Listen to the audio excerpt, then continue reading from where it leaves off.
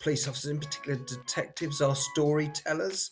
I do lots of talks. Mostly, I've been doing a talk called How to Catch a Murderer in my crime writing world. They're in that ditch. How do you deal with that? And I said, if I didn't deal with it, with all of my experience, all of my skills, all of my professionalism, I was letting everybody down. You're aware of it happening and you're in the room with them, and you have to split your brain in two. One side is saying you're aware they're trying to manipulate you, but the other side is that you need to get something from them. I need to hear him and say, what made you do this? I did a case called Star Hobson in Bradford and spoke to her mum, who was one of the murderers, and mum's partner. And she tried to manipulate us, but I just kept taking her back. He said, the trouble, Russell, is that, say, in the UK, you'll very much treat your investigation like it's a science.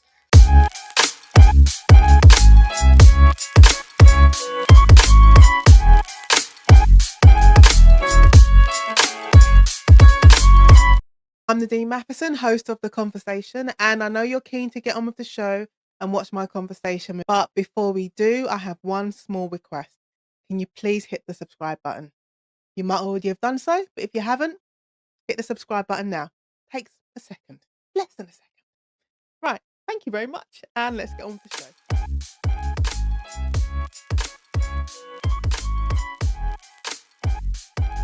Russell Waite, welcome to The Conversation. Thank you. Thank you for inviting me on. Very, very pleased and privileged. Well, I am pleased and privileged because we have met before in person. We've done panels before, and I know we're going to have a good conversation because I just think everything about you, like your whole background, like your career in the police force and everything you've done afterwards, it's so fascinating. So I think you're just one of life's amazing people, Russell. That's very kind. Very kind to say. I keep doing it. I think I should just be chilling in the garden deep down. Yeah, you should be. Why aren't you? Oh, But yeah, that's the question. Why do you keep going? Because you retired from the police force. You could have just rest on your laurels. But why? What makes you keep going? So I think I want or I feel driven to have a life that's purposeful, productive, is fruitful in terms of what I do with my safeguarding work in particular. So I just can't step away. And one of the big problems, I can't say no to people. It's hard, isn't it? It is. It really is. Oh, I was thinking that yesterday.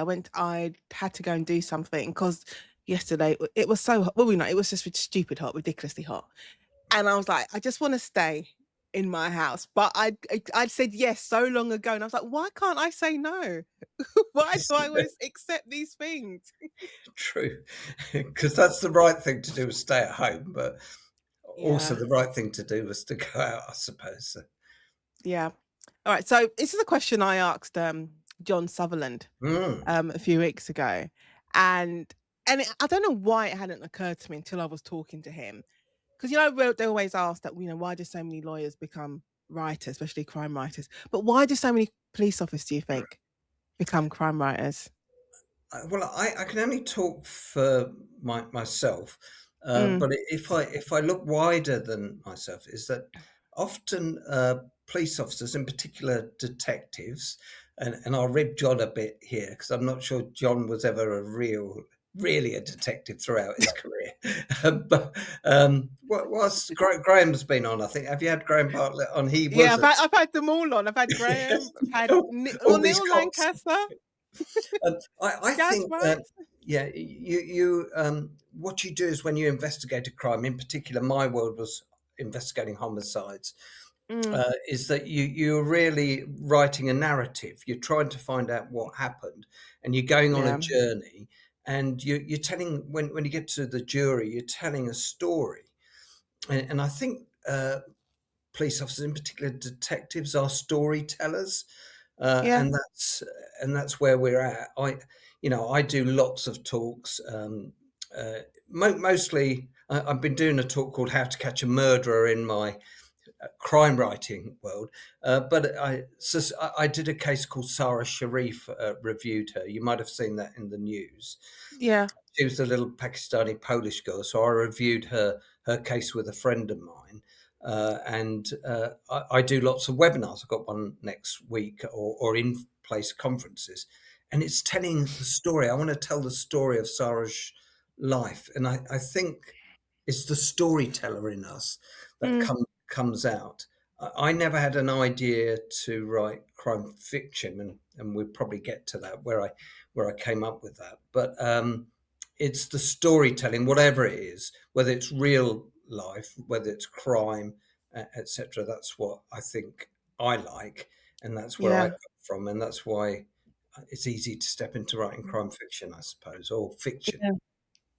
Yeah, someone asked me that as well the other day, why again, Lewis, it's why do lawyers become, yeah, um, crime writers especially? I said, "I think it's 2 things. It's we want to understand human behavior, and I think maybe police officers feel the same way as well, detectives. You wanna understand why people do the things they do, but also it's the other aspect of it is storytelling because 'cause we're continuously telling a story. Like we're listening to the stories when I'm taking clients' instructions. I'm then retelling the story when I'm delivering a jury speech or even yeah, questioning the witnesses, trying to put in, during the course of a exactly. trial, trying to put my client's story across. And I think you're just attracted to that. So probably that is why naturally you fall into fiction quite easily. Yes, yeah, no, definitely, Yeah. yeah. Yeah. Did Well, you what always did want to John join come the up with? Something oh, go clever, on. no doubt. He did. He does. I think it was about it did go back to it being all about people, I think, Yes, yeah. was part of his answer as well. Did you always want to join the police force? Like, how did Yes, that happen? yes. So I at school, I'm a Mhm. West London boy from about four when we came to the UK. But Where in West so London are you? I'm just being nosy because Hounslow. my dad's Kensal Green, so he's Oh, that part okay, of so West I'm a bit London. further out. So You're a bit yeah, further out, yeah. yeah, yeah, right at the extreme. But Hounslow is where I grew up, Mhm. and my dad and I. Research, and he always used to talk about his great grandfather, who was the commissioner of police in a place called Baroda State. And my mum's had an uncle in the police. And so I really used to think, well, policing is what I want to get into. So from Yeah. about 14, actually, and I joined as an 18-year-old after A levels. So, very early on, there wasn't too many other career options I was thinking about. Oh, well, when you look back and you think about 18, you're so young. I mean, at the time you don't, you think you know everything, but Yeah. 18, you're so young. I knew nothing. And I remember as this 18-year-old policing the streets of Wisbech, which is quite a tough place to police. It's in Cambridgeshire. Mm, And I got called to this domestic violence, domestic abuse, as we call it now. And I do lots of domestic abuse homicide reviews. And this couple, both in drink, absolutely he battered her, and they were shouting and screaming. And this, I was probably 19 then. I never experienced in my family like I had no idea what they're doing. no. And this couple wanted me to sort it out. And you just think, I got no idea. I really do. So I took him off, and I took him off to his mum's. Now it's straightforward.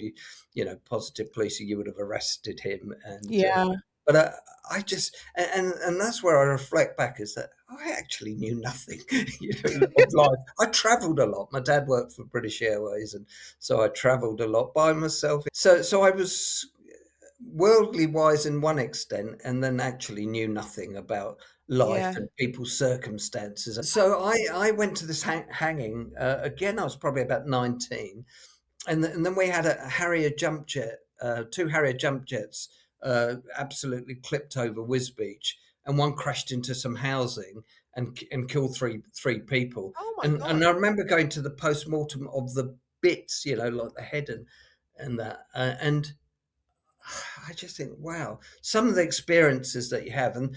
And so this 20 year old grew up very quickly to Yeah, seeing, life's inhumanity and absolute trauma. And I think I probably grew up quicker than I probably would have done living in Hounslow and thinking, well, I think I'll go to Australia next week because the offer I went.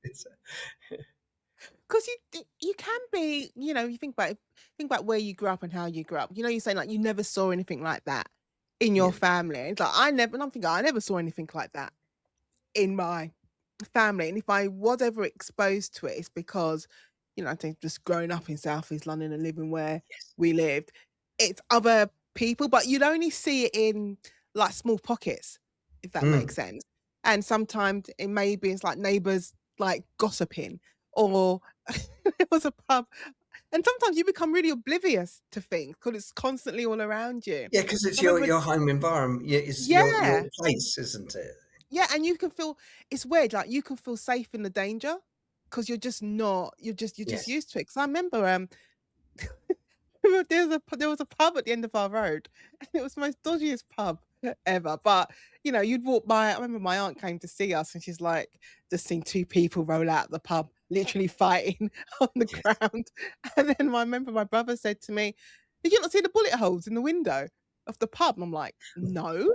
Like, I just was not, and when I walked past the next day, I saw it, like the bullet holes just Oh, above the right, yes. window, You suddenly and it notice was it. yeah, I suddenly noticed it, and it was, on the other side is where the snooker table was. Mm. So whoever's playing snooker, that's who they're aiming for. They'd So yeah, fallen out, somebody potted the black and they shouldn't have done it. exactly. But I said you're not aware. You're just safe. So when you are exposed to it in that way, like because of your work as a police officer, and you're so young, yeah, sorry, so young. I don't know whether it's like a shock. Is it a shock? Well, I think it is a shock. I think that you try to accept it. This is your normal working life. Yeah. But absolutely, when you reflect back and go back to your world, uh, you think, wow. And you're going out for a drink with your friends. So we often used to go maybe to Richmond or Twickenham, really nice Really nice area. places. Yeah. And you think, well, that's a little bit different to the experience I had going to this pub punch up where Yeah. everybody's rolling, you've got 200 people rolling about in the street and you're the one police officer there and your hat's gone somewhere. And you just think, I'm meant to sort this out, really. I'm meant to be in charge, but I'm not. It's funny how, I suppose, like, easy. I don't know if it is easy, but when I think of myself and other criminal solicitors and barristers Mm, that I know, and even family lawyers as well, I think those 2 areas of law, how you're able to detach yourself emotionally, and you can go through the most traumatic week, with the trials you're dealing with and the people, because it's always about the people, mhm. and then you just find yourself in the pub on a Friday night, in a Yes. bar, and you're Yeah. just talking about what happened, like it's not like it's not entertainment, but just like, maybe you're, like you're analyzing it, you're processing it, Yes. and that's what you do when you get together with your colleagues You, and stuff. yeah. The Friday at 4 or 5 or whatever Yeah, it's called, it is really really useful, isn't it? There's no yeah, doubt about it. mm, Yeah, and definitely, I see it. I've got, some good friends. A great KC QC was when I worked with him. Kareem Kahil. I don't know if you ever come across Kareem. He did Hollywell's and Jessica Chapman, which was yeah, one of the cases I was involved in. He was, albeit he was a QC, he was our number two in that case. We've been friends. We've had a number of murder trials together and we talk and we laugh and you just think, oh, if somebody knew what we were talking about. But you have to do that to yeah, you try and do. normalize it is the Yeah. best way I would describe it. So Yeah, I think if you're not able to do that, and I've always said you wouldn't last a month. no, You would, yeah, it's a lot to take on when when yeah, you do look at it objectively. yes, You're like, especially when they look at your bio and it's like over 100 like homicide yes, cases like you've yeah, worked on. And you look at it objectively, like that's a lot for yeah, one person to yeah. take on and deal with. Yeah, no, no, definitely. Mm. I'm with you. So Did you where know did that? you, I was going So to go on. ask you a question. The Yeah. cop in me. Why did you go for defence? Was you always wanted to be a defence lawyer, or Oh, I don't don't think I Because ever, some do ever. both. Some like to Yeah. do both. A lot of cops, certainly senior detectives, say, "Oh, can't believe they're defending them one week, prosecute for us." I know. I actually get that because I think that's the bit that I get is that you want both sides. It helps you to be a better prosecutor, a better Yeah. defense lawyer. I get that, you're a Michael Mansfield type characters you just defend. Is that right? I'm not saying anything like Michael Mansfield. I didn't have always a I'm great not taking experience with yeah. I'm not it. taking no, I understand exactly what you mean. I mean, I know a lot of barristers who do both. So they Yes, both prosecute and defense, and I think that's just the nature of just being in chambers. But I don't know, I don't think I ever thought about, like, going to the CPS once no, I qualified as a solicitor. Maybe if they'd offered me a training contract, I don't know. Maybe, but I yes, just never thought no, about it. And once I decided to go into criminal law, and I think actually, unless you were watching, not even Kavanaugh QC, because Kavanaugh QC was mainly like defense. I yes, think anything you were watching like on TV, whether it was like American yes, law shows or British law shows, the lawyers were always working in defense. Very rarely, if you ever saw the prosecution, it's mainly on the side of the yes, investigation. So maybe that had something to do with it, but I yeah, never thought about it. But obviously, I know now there's loads of solicitors I know, defense solicitors who have crossed over and mhm. join the CPS. But I mean, that's for a variety of reasons. I don't think it's because of, they feel morally they need to be on the side of it. I think it's just a matter of finances because working in criminal law does not pay. The So, finance is awful, isn't it? Awful. mm, I look at it, and that's the biggest thing. I won't get into politics because I'm not really into yeah, politics. But I think that's we talk in policing, or they talk in policing about all the cuts that came. The Theresa May being the worst Home Secretary ever because of the well, cuts. But the cuts to and I won't go into probation, but the cuts to yeah, CPS and criminal justice and the money that they pay the lawyers is ridiculous. Absolutely it's so. ridiculous. And when you explain, and I think the challenge I think lawyers have, especially criminal lawyers have, is that the outside world's view of a lawyer is the fat cat. Yeah, And they think you're all making six figures and you live in amazing, massive houses. That's what they think of as lawyers. But when you're looking at criminal law, especially not the private stuff, the legal aid work, there is no money there. I remember, Russell, when qualified, not even when I qualified, when I was training, so we're talking like 2004. I think I started my training contract. It was like everyone was entitled to legal aid. And it might sound a bit hyperbolic, but there were police stations everywhere, as far as I can work out. There were magistrates court everywhere. Like I could turn around in a corner and I would see a police station and be a magistrate court. By the time I went, let's say the time I went freelance in 2013, so what's that, nearly a 10-year period. mhm, Like half the police stations have gone. Most of the courts that I was doing all my training at in those early days as newly qualified solicitor, all gone. They cut legal aid. So if everyone would have been entitled to legal aid, but now they just made it so hard. People who can yeah, barely have anything are being asked to exactly. contribute. It's yeah. It's and he said it's everywhere, not just us, police force, probation. It's relentless. Yeah. So my eldest lad did law, not by any pushing that Yeah. I pushed him to.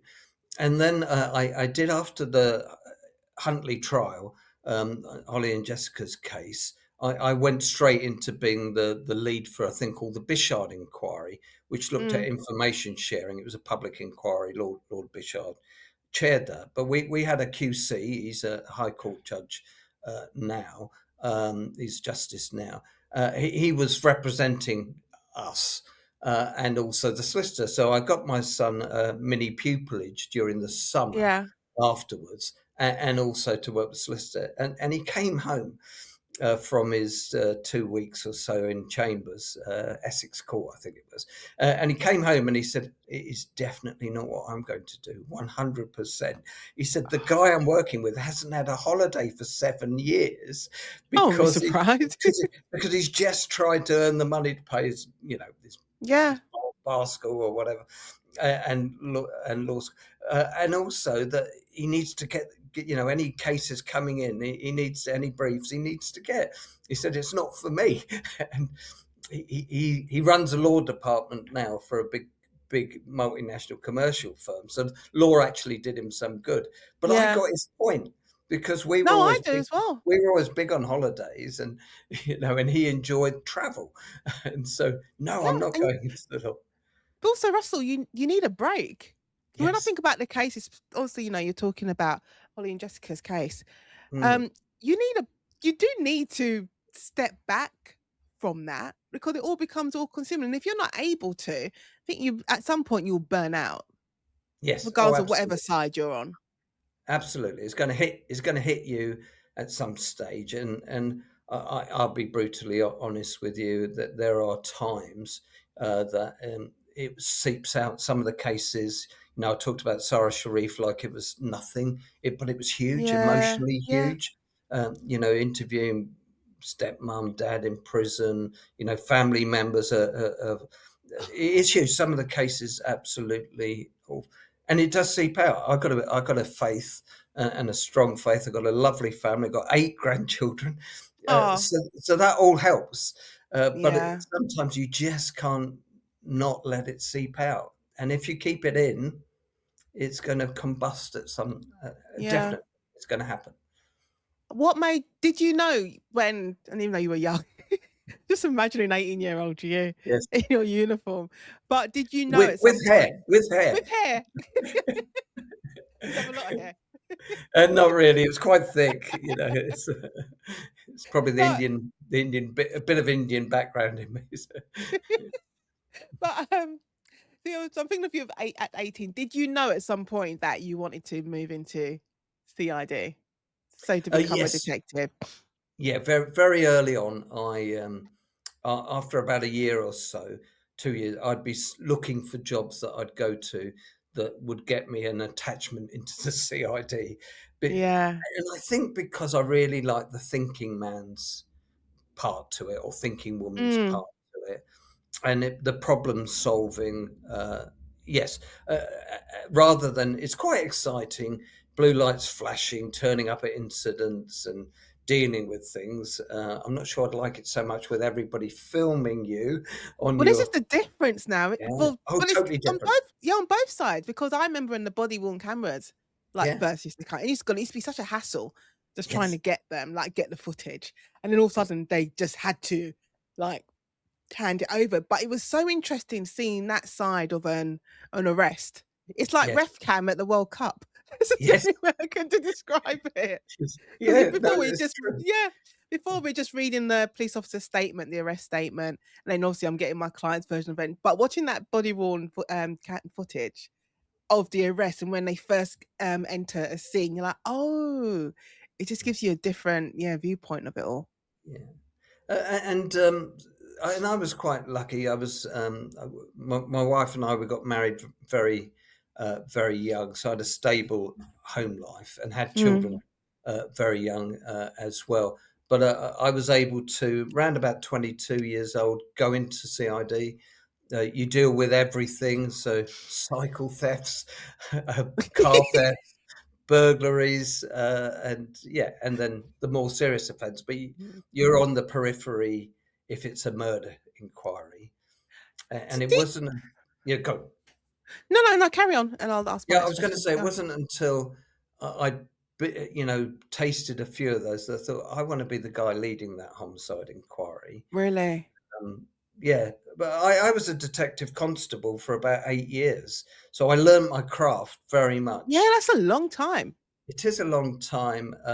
It's a long time because I spent the last 6 years of my policing service as a Detective Chief Superintendent, so the head of detectives, head of Yeah, CID for my area, National Policing Lead for investigating child deaths.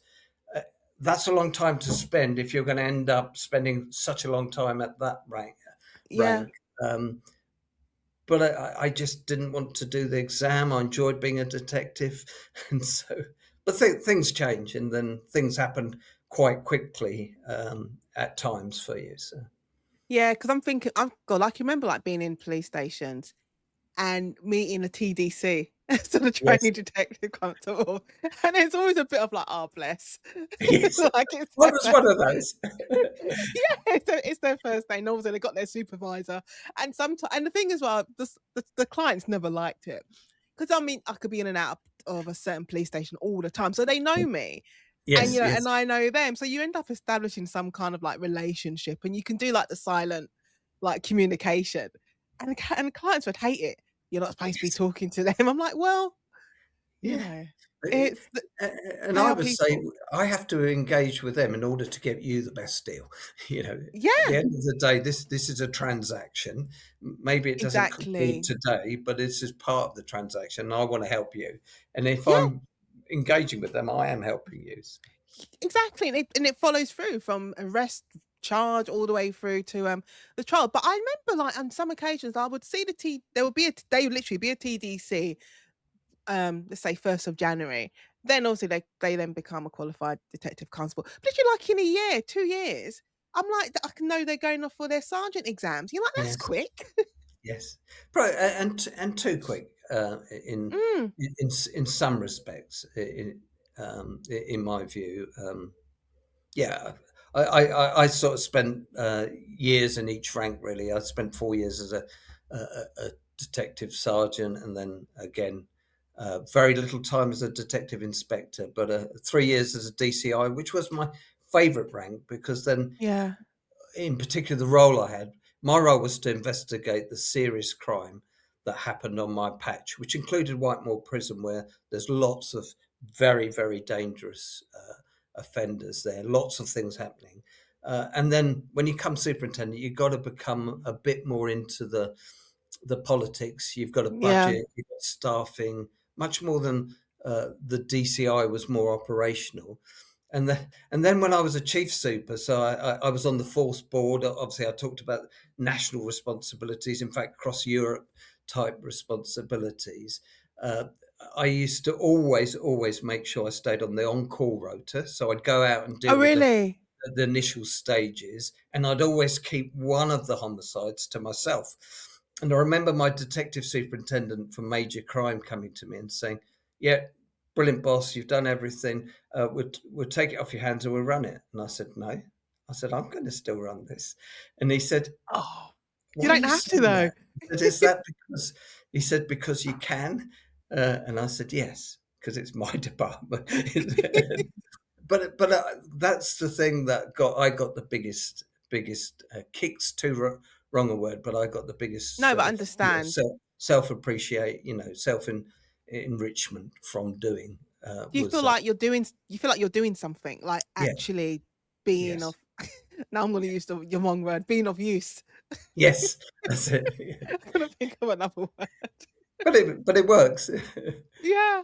Um, I don't know if you've heard me say before when people asked me why I write police procedurals. And I've always said, and I said I'm happy to be corrected, but I've always said that I couldn't see how police officers couldn't take the case home with them.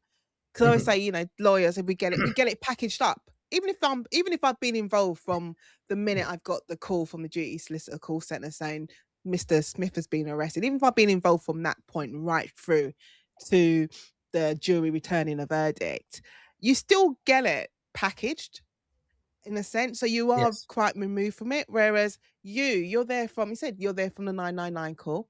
Yes. You're following this investigation through.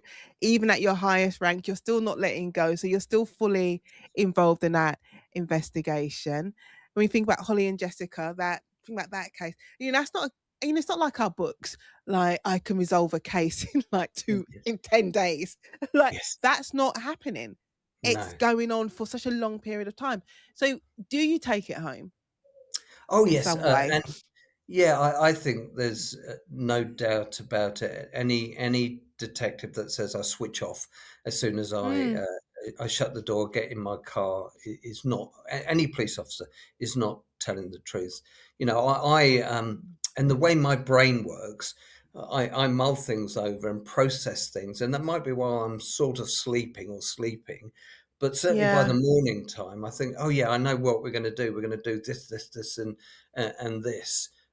So it's living with you even subconsciously without you knowing it. you just can't. And one of the things, though, I did try very hard is that for my wife and children, I've got three, probably a similar age to you, actually. Children, my eldest is probably similar age to you, Nadine. But they didn't get me ever being, stressed or traumatized, or, that was something that I dealt with. And back to that 4 o'clock on Friday, I had people I talked to. I Yeah. did share things with my wife all the time. We've been married 40 odd years. We've got a very, still today, very close relationship.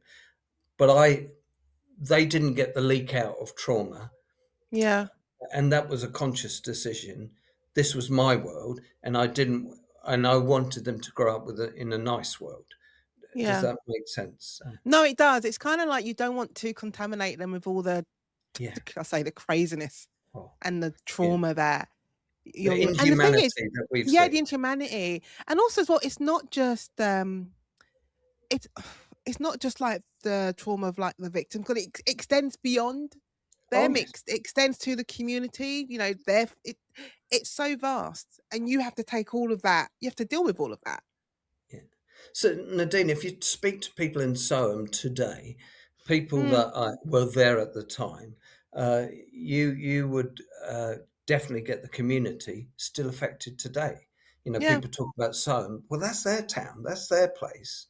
yeah, But it's still, and some of the community, some of the things that I currently deal with, they're all affected by it. yeah. Yeah, definitely. Yeah. Did you ever think? Because I've been asked this. It's like, well, how could you sit in a room, sit in a consultation room, or even sit in a cell with someone who's been accused of like something really, really horrible?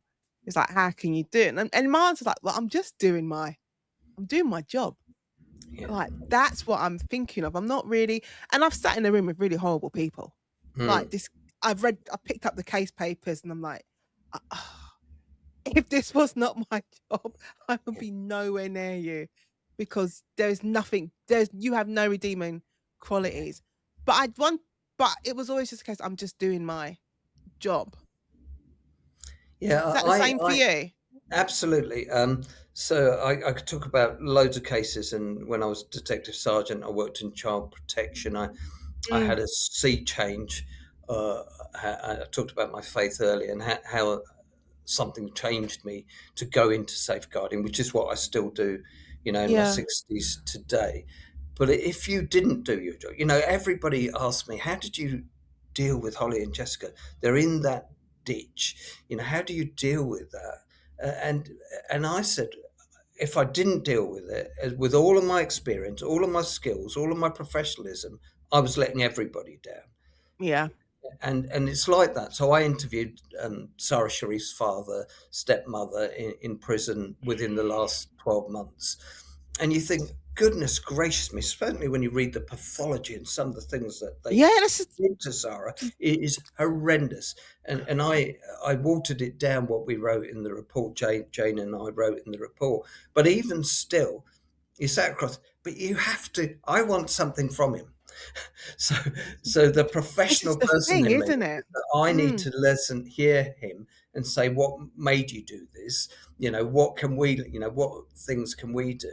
So I did a case called Star Hobson in Bradford, and spoke to her mum, who was one of the murderers, and mum's partner. It was a same-sex relationship, and she tried to manipulate us, but I just kept taken aback, taken aback. I mean, Sarah Sherry's father was charming. He spoke for 2 hours, this and he is kept the saying, Dr. Wade, I'll come to that. I'll come to that. And I said, well, we will come to it.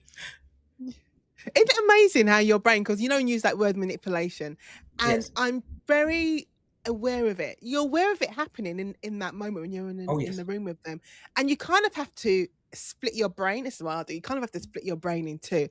One side is saying you're aware they're trying to manipulate you, but the other side of it is that you need to get something from them. So you need to allow them to be Yes. charming and Yeah. kind of work their magic, because you work something, but you are very, very, very much aware of what is happening. But they do it with such ease, which I think is Ease. why we're Ease. probably fascinated with the behavior. They Yes. do it so Yeah. easily. yeah. So I do lots of things, but some things are study wise is that I did a master's and then a doctorate, and it's criminology, and that Yeah, bit of fascinate and the ease that really fascinates me. The offender psyche. I get it, I get it where lots of drink and it's a one punch in a pub, yeah, but other than that, there's so much before that. There's so much anger, and how did that come about? Yeah, and I try and explore that a bit in some of my fiction books, but even yeah. more so in within my safeguarding writing. I always I'm only laughing because I can think of like one client in particular. Like I hate it was, and think it was all historical sex offences, and I did not like him. There was nothing Yeah. redeeming about him at all. But you could see how he could manipulate people and charm people. And on one hand, and this is why I always said that I kind of always enjoyed doing fraud cases, which is completely different because there is a Mm, level of manipulation there that you're not getting with anything with any yes. other offense. Yeah. No, and fraud is a very different offence. Yeah, I'm a big advocate, not a huge advocate, but a big advocate to say that white collar criminals shouldn't really go to prison. They should be made to suffer by doing loads of community service, going and helping the young people to write CVs, going to help young people to help interviews, paying because they pay loads of tax because they earn loads of money and paying the tax rather than we give them 4 years in prison. They come out and you know what? they've opened a new business under Yeah, somebody else's name and they're doing it again. And you think, well, get them to pay back to the community because they can. Our drug dealer and all that can't, but these sort of people can. and you know why it works? Why that is much more of a punishment because the prison is the expectation. They're like, well, if it all Yes. goes, I'm going to make as much money as I can in a Yeah. short space as possible. If I get caught, then I know I'm probably I might go to prison for 7 years, do 3, and I'm Yeah. out, and I just reinvent myself. But Yes. the punishment is in them.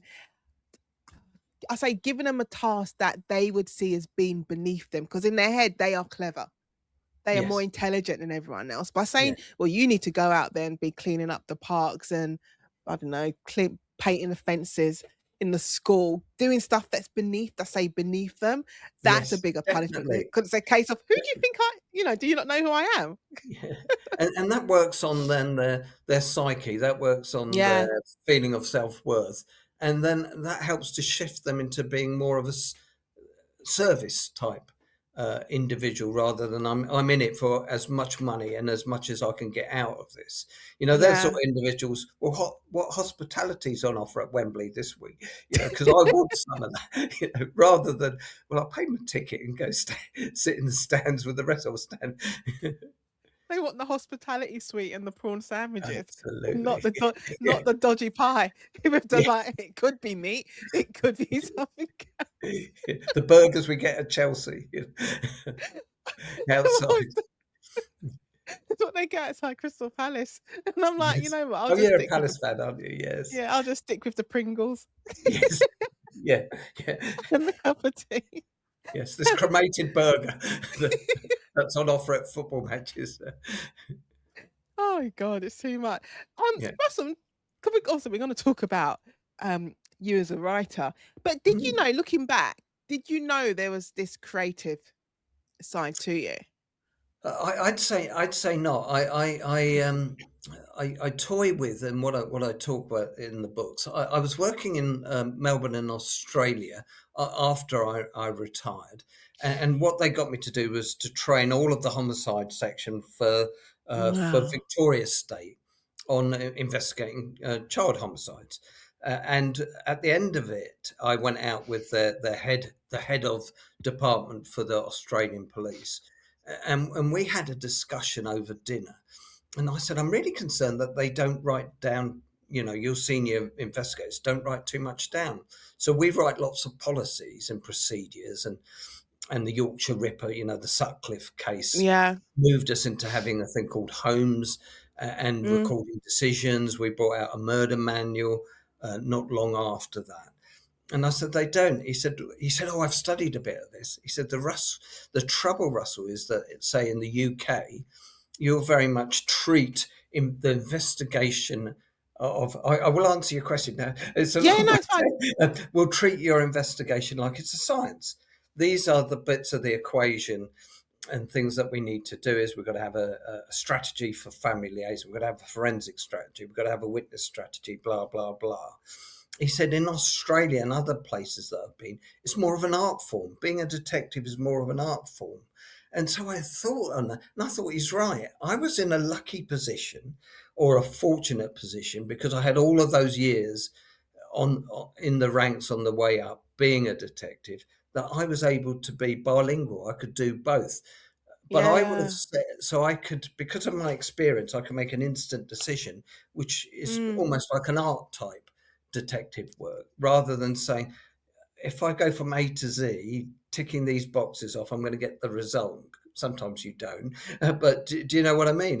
Yeah. And so I would have thought, because of the way we investigated and how I was at work, I was not creative. I never wanted to write stories as a kid, even as an adult, really. Uh, I'm a prolific reader. I used to read. I think John Sutherland said he read Enid Blyton and Biggles. I was that Yeah. guy too. So that's what I used to read growing up in Cranford. And today I read your stuff. I love your stuff. I Thank said my you. wife and I love the kill list, and we started with the kill list, and then Yeah. went back to the Jigsaw Man. And I can see why people rave so much about the Jigsaw Man, but the kill list was great. So just and I enjoy reading first. So I think I had a story in me, but yeah, I wouldn't have ever said, when I was leaving the police, I thought I've got a character and I got something, but I would never have said Yeah.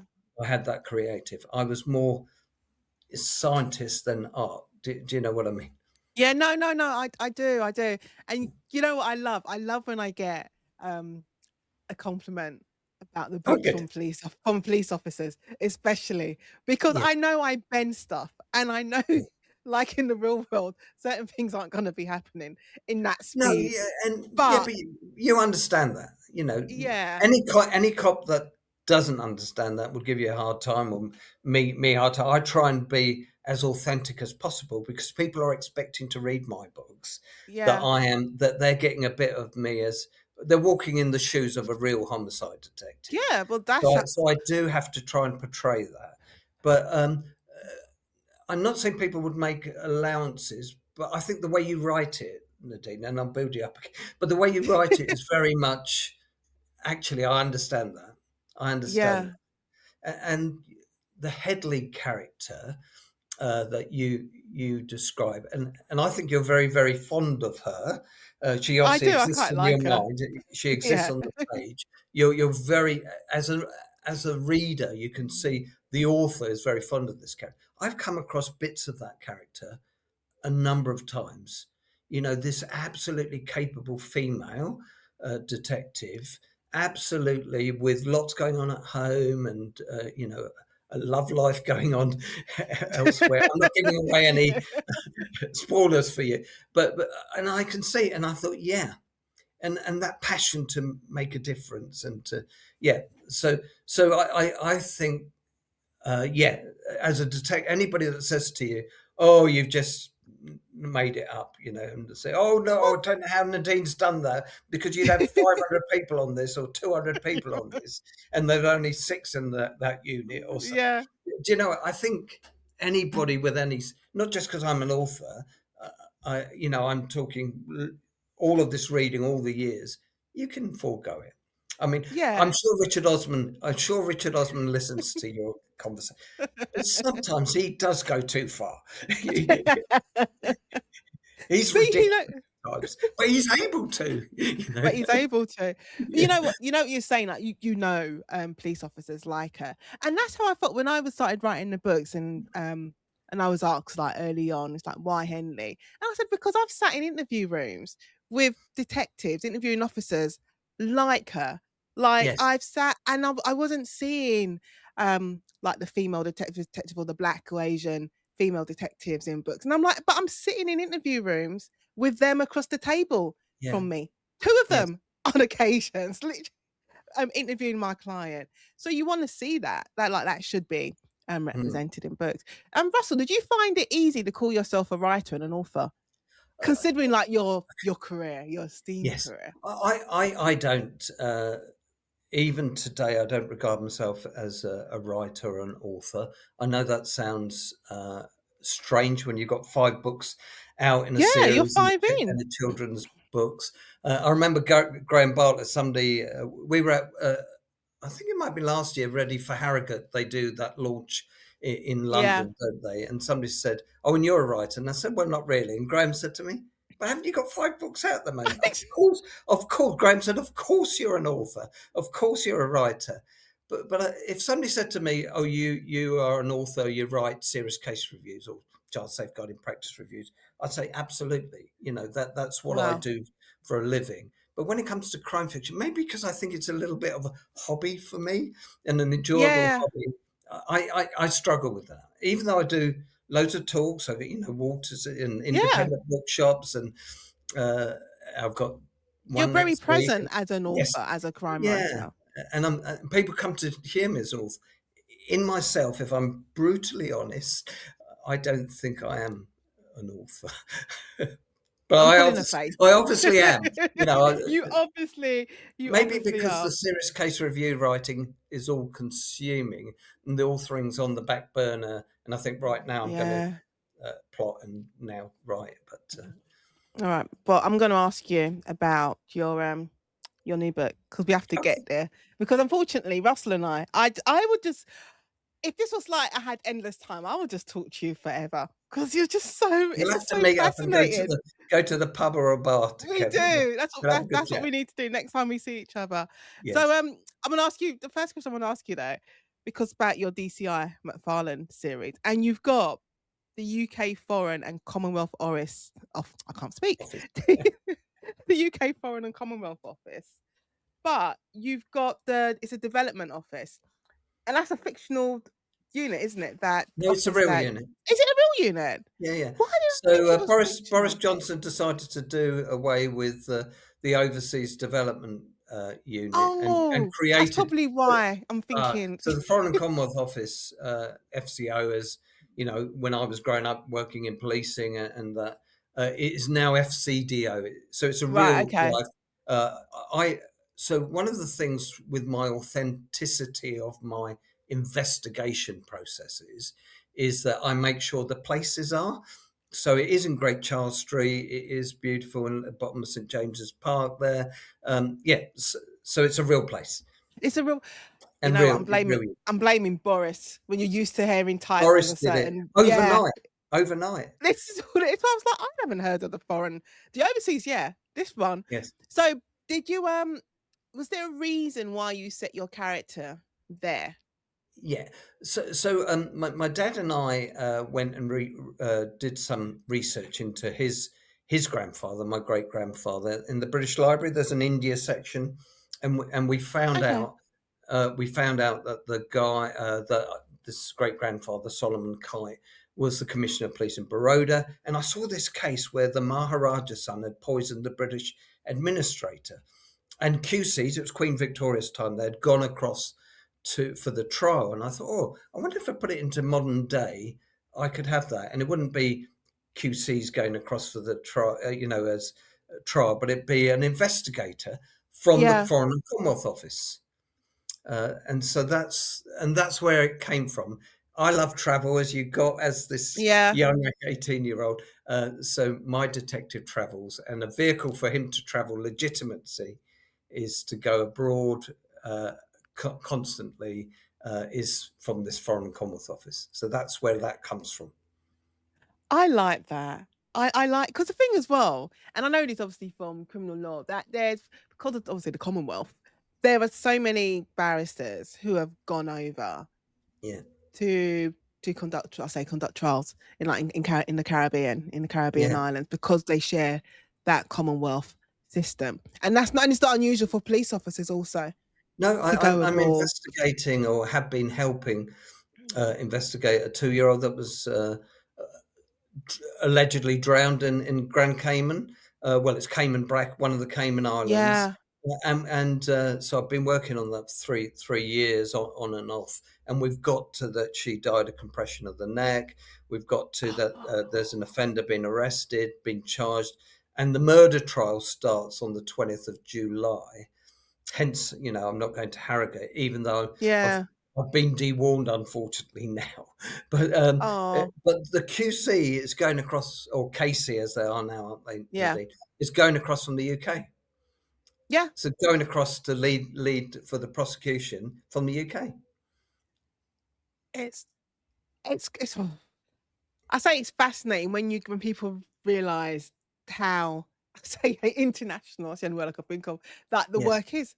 And how Yeah. you can cross over into different jurisdictions Yeah. Yeah. also. Yeah. Absolutely.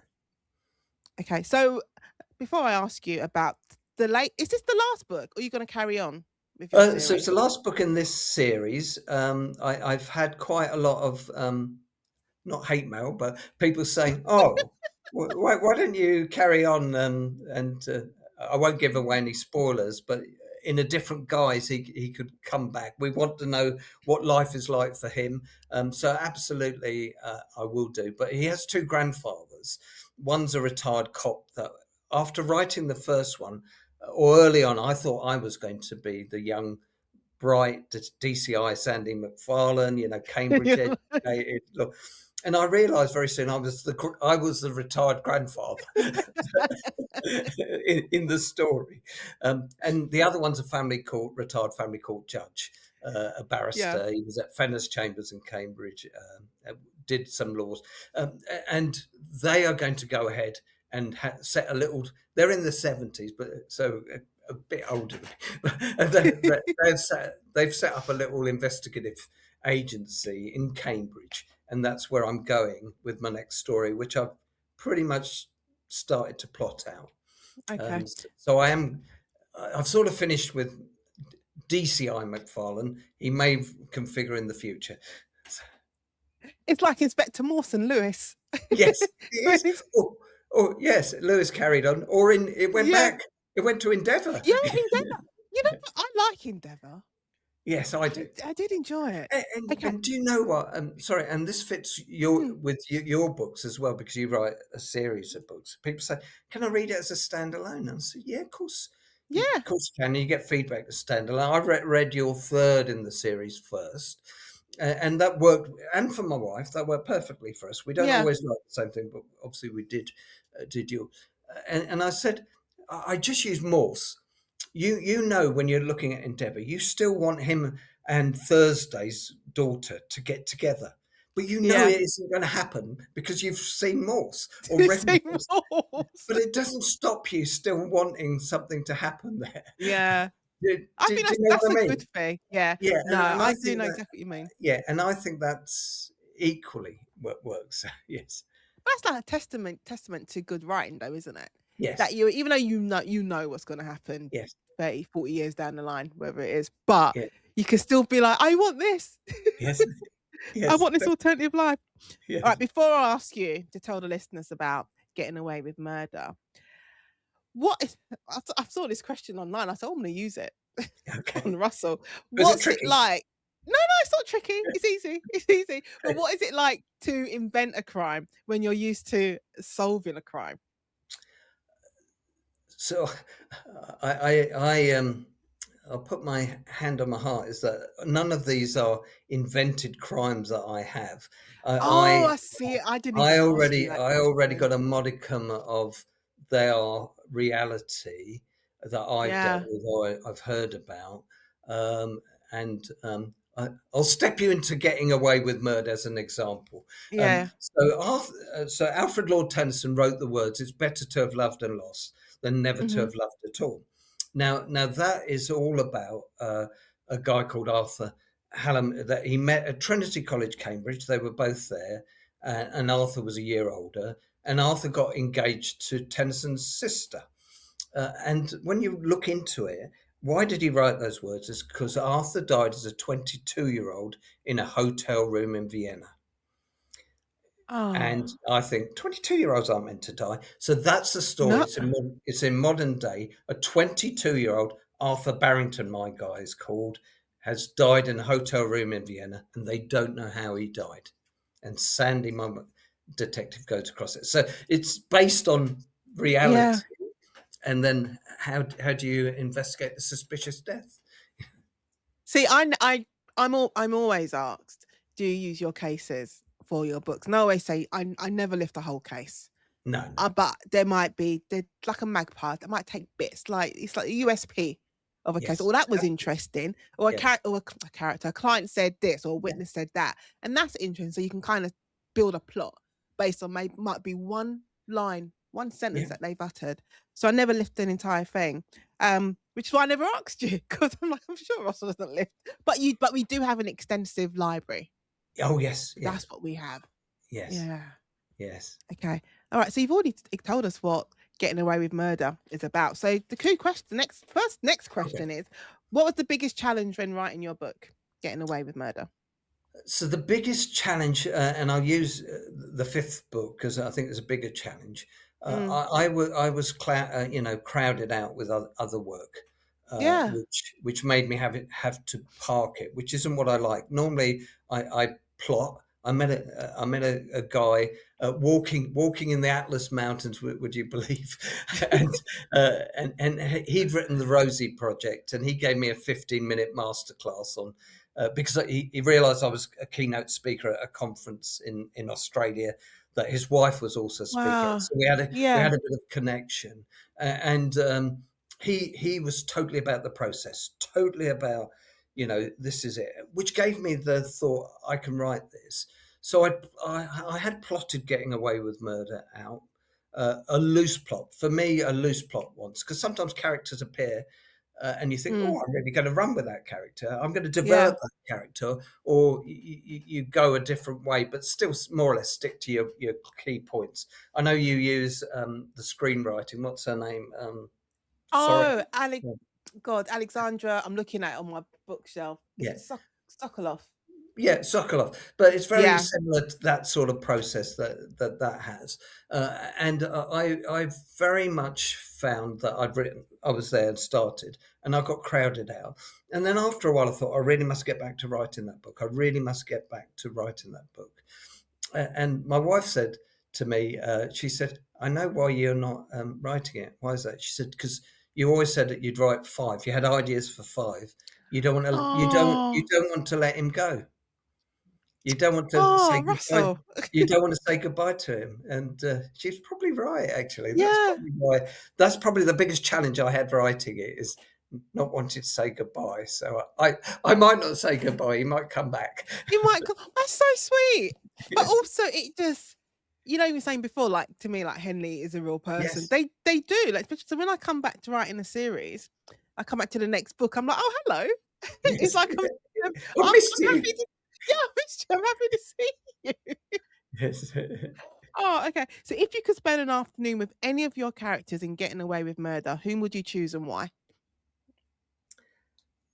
I think I would want to go for Sunday lunch with Sandy McFarland and all of his family. They've got a Oh, close family. They live in Ely near Cambridge. I think I'd love to be at Sunday lunch with them yeah. and feel that lovely family environment. That I know it isn't everywhere. I as much as anybody know the trauma of people's lives, but I've created a nice nice family. I think Yeah. I've got that sort of family with my children and those 8 grandchildren. So I think, yeah, I'd love to go to Sunday lunch with them. That would be I nice. love I love those family moments, like, Yes. one of my, like, just, like, memorable and it's just it was basically me and my brother just regressed to being kids. Yeah. We was at our parents', for my mum's 70th birthday, so we're all in Grenada and the grandkids are there, and honestly said the 3 of us, we're all in our 40s acting like teenagers. The babies were acting more mature than Yes. we were, and the parents having to, like, deal with us again. But it's just being together, just as, Yeah. like, as a family, and you have this shared history, and then you're creating new Yes. memories, and it was just fun, even though Absolutely. we were behaving like idiots yes. around the dinner table. So my fourth book in the series actually is based in Barbados. It's called Body Overboard. And my detective sergeant, that's my DCI's four, his partner, is a Bayesian lady, and she goes home and she's so excited. It's a famous actress gone off her yacht. It's Yeah. Natalie with Robert Wagner play on that one. Oh, But I write in that book is that they go to a barbecue at her mum and dad's place, and her and her brother, who's actually a detective sergeant in the Bayesian police, and she's a yeah. detective sergeant in the UK working for the Foreign Commonwealth Office. They descend into that, and they're right in the You book. just do. How quickly has she gone as this character? Has she become Bayesian again? And how she's talking to him, and what you're describing in Grenada, which is a beautiful country, having Oh, visited it, I stunning. love it. It's probably I think it's one of my favourite Caribbean islands without a doubt. Oh, I love it. Did you have this is not on my list of questions. I'm looking, you can tell me if I'm wrong. So greed is a powerful motive. That's set in India, right? Yes, And then missing but not lost. Canada. I've got Canada. Yeah, And then Death at Chateau, Peveril, that's obviously Bordeaux yes. in France. Then we got Barbados and then we got Vienna.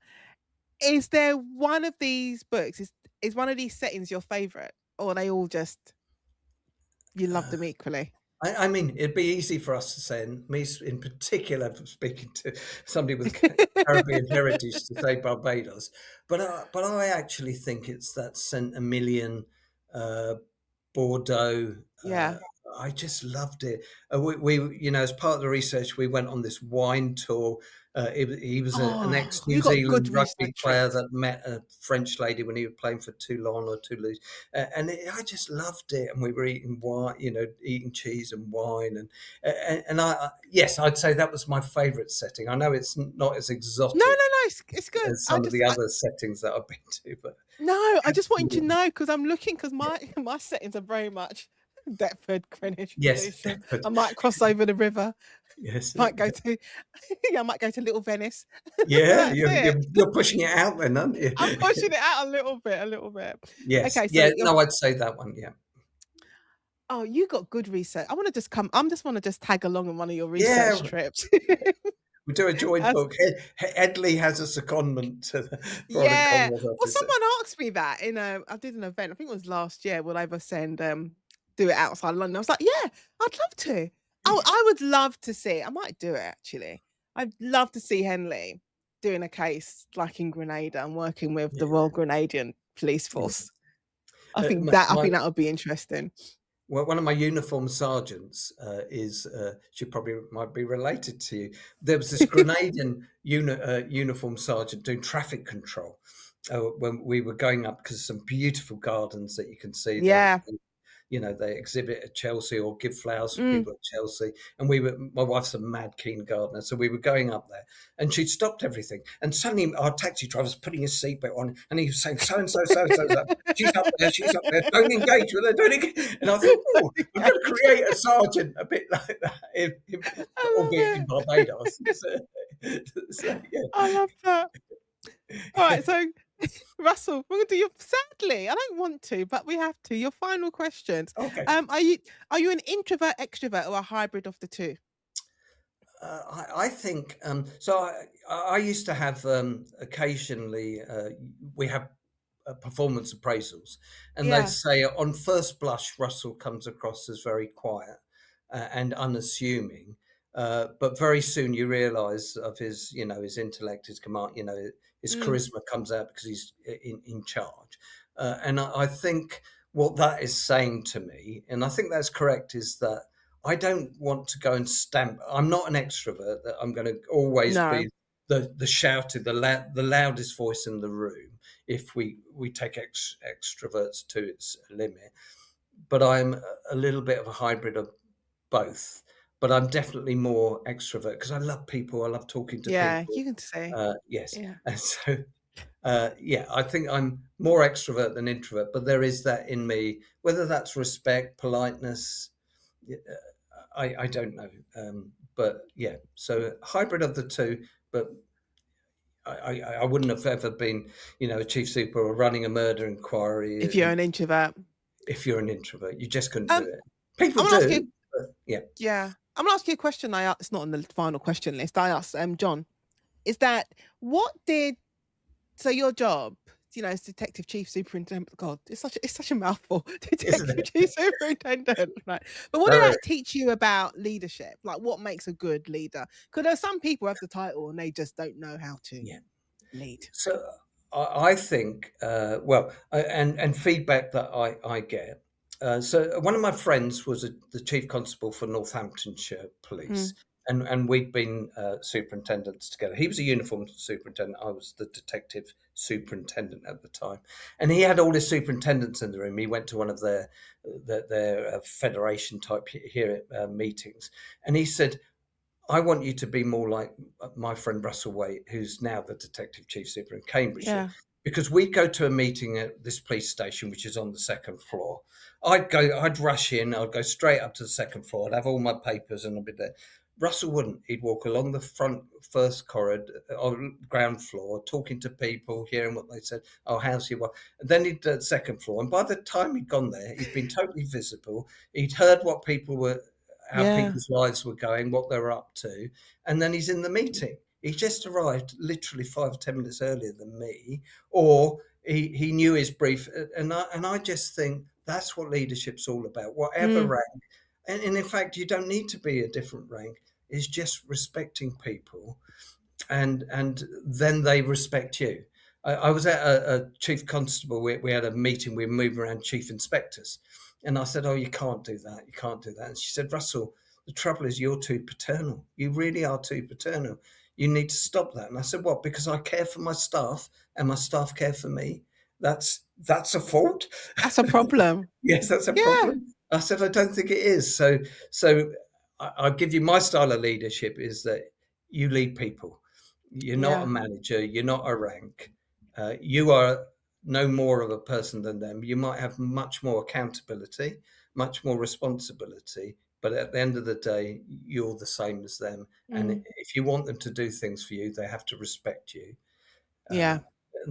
that's how I am today. So I think I think that is like the best quality of a good leader. All right. So, Russell, what challenge or experience, I say good or bad, it doesn't have to be the worst thing that happened, but what challenge or experience in your life shaped you the most? Um, yeah, if my wife was here, she'd say, when we got married, the kids. However, I took an aid, I was a sergeant, a detective sergeant. I took an aid convoy. I was part of an aid convoy. We went to Bosnia in 1994, and we took loads of stuff for the orphanages there and the tents Yeah. and the refugee camps.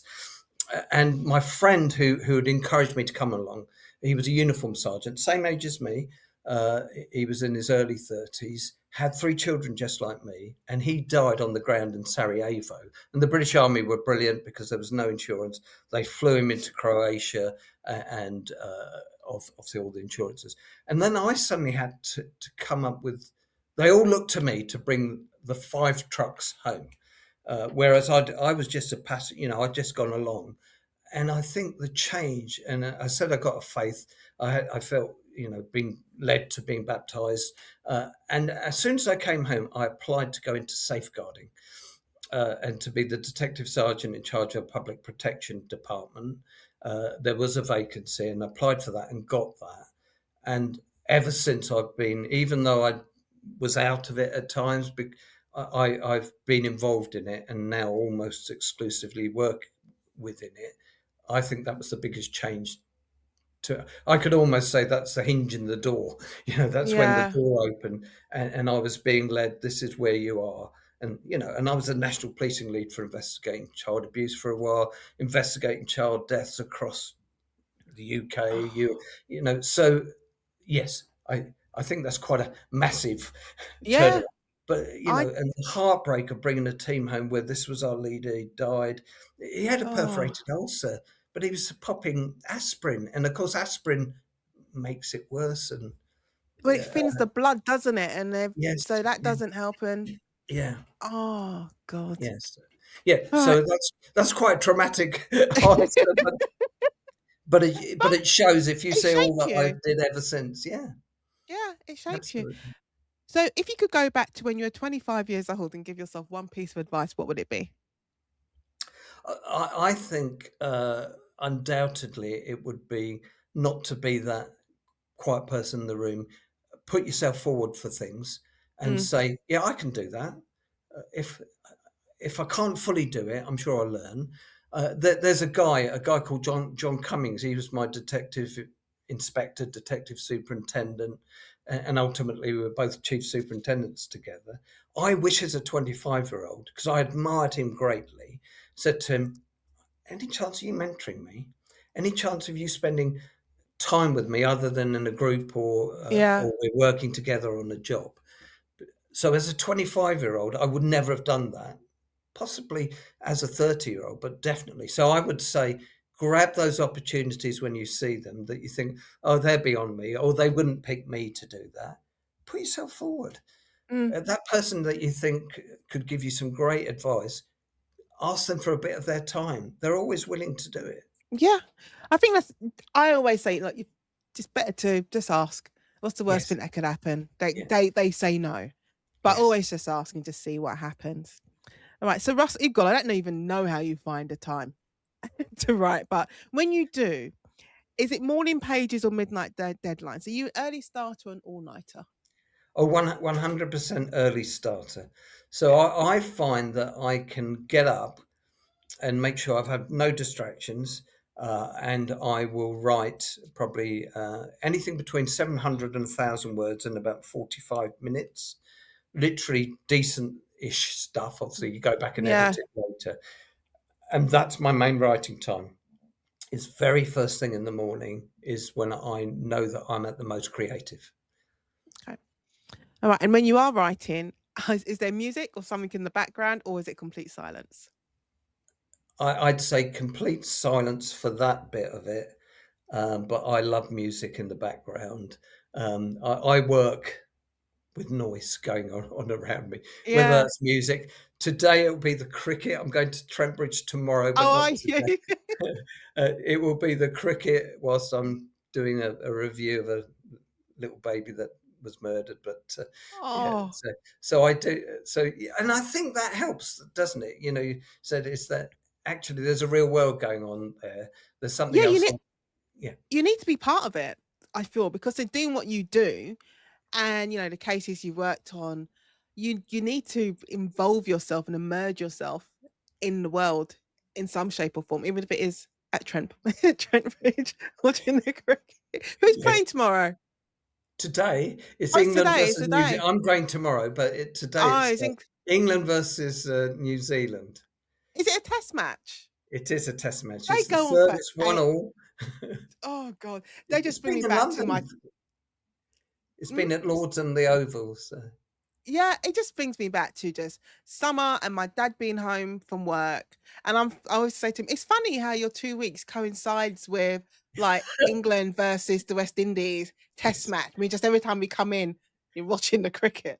But yes. it's what I like. I like T20 because it's Yes. quick.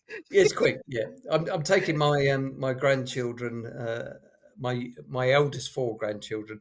We're Yeah. going to Trent Bridge to the 100, which is 100 balls each of them Yeah, have. that's so Those are pretty quick. They get a four, the fireworks go off, or a you get six. a six. It's all exciting, and music comes on. So that's you, Nadine. That's you. Yeah, I quite that is like me. the chess match of a test match or county cricket over 4 days. Oh, it's You just read the so paper, or you read slow. and No, give me the hundreds any day of the week. When they had the World Cup, I think I was in Grenada for it. Yeah, and they right. had the World Cup. Oh, that was fun.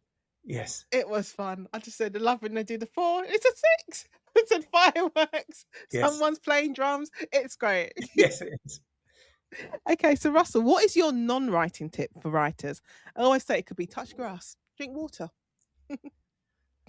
So non-writing for me is very much is about walking. So I Mm. find that the my wife is often 100 yards ahead then if I'm doing this, but if I'm walking, it's the pace that I walk at makes my brain, you know, percolate in thinking, yeah, Yeah. I think that's what I'm going to do now. I think I'm going to change that. bit in the story. And I would say 100%. My tip, and it might not be walking for them, it might be go for a swim, it might be listen to some music, but I just know, and I think the exercise bit, getting up, is my Yeah. best non-tip. Is that, don't think just by playing, I've got 2 hours to write, I'm going to write for 2 hours, it's all going to be really useful. If you're struggling with it, the minute you're struggling with it, have a walk, or go and do something else. Yeah. Do something. Maybe still do something creative. Prepare the evening meal or something like that, or the lunch. And Yeah, no, that I would say you just need to move. Because yes, especially if you're stuck, you're staring at the screen and you're like, and it won't shift. You yes, won't be able to fix it. You need to leave and yes, then come back to it. yes. And finally, Russell, where can listeners of the conversation find you online? So I'm on Instagram, Russell Waite, crime author. On Facebook as Russell Waite or Russell Waite author. I'm on LinkedIn as Russell Waite. I put blogs out about my cases, but I also put loads of stuff in about my fiction writing. I'm not sure how many Yeah. are interested in that, but I'm worldly wise. So they can find me, Russell Waite on LinkedIn, Russell Waite on Facebook, or Russell Waite crime author on Instagram. They need to go and find you because I just think you're fascinating. You're a lovely person, and I That's could have very spoken to you all day. You are. But that just leads me to say, Russell. Actually, I should say, Doctor. Actually, Yes, yeah, of Doctor criminology. Russell Waite. Yes, yes. Thank you so much for joining me for the conversation. Brilliant. Thank you, Nadine. Thank you so much for watching the Conversation podcast. And don't forget to like this video and subscribe so you never miss a conversation. And if you'd like to catch up on more conversations, you'll find them linked on your screen now. And you can also listen to the podcast on your favourite platform. See you there. Bye.